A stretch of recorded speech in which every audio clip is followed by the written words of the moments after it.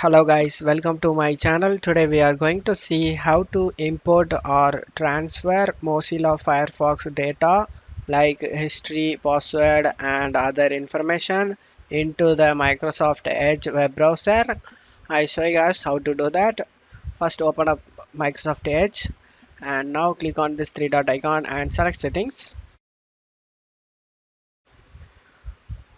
On right side you just need to select the import browser data, click on it, and now the three option available guys: import data from Google Chrome, import data from Firefox, import data from IE11. You just need to select the import option from Firefox guys. Import bookmarks, passwords, history and other browser data from Firefox.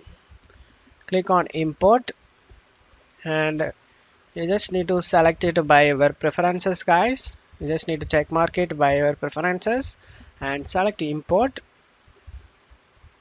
and we are brought your data over. Select done. Now we have imported data from Firefox guys. That's all you have to do it guys. That's it for today's video guys. Give me a like and subscribe. Thank you.